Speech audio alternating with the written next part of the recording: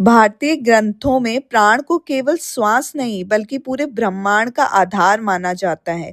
इसे डिटेल में समझते हैं। अलग अलग शास्त्र प्राण के बारे में क्या कहते हैं। उपनिषद इसमें कहा है कि प्राण आत्मा से उत्पन्न होता है।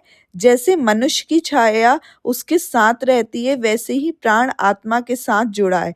थिंक लाइक आत्मा जैसे एक ड्राइवर है, तो प्राण एक इलेक्ट्रिसिटी और फ्यूल जिससे कार मूव हो सके। विदाउट ड्राइवर मीन्स आत्मा, फ्यूल का कोई अस्तित्व नहीं है। वैसे ही विदाउट फ्यूल मीन्स प्राण के बिना ड्राइवर अपनी कार मीन्स बॉडी मूव नहीं कर सकता।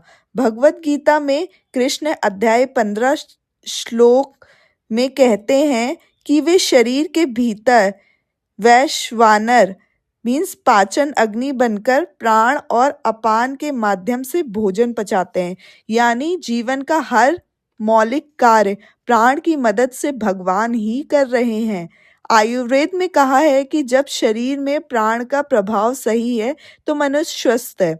यदि प्राण के प्रभाव में रुकावट या ब्लॉकेज है तो बीमारियां जन्म लेती है। आयुर्वेद में प्राण की शुद्धि को संपूर्ण स्वास्थ्य जीवन बताया है।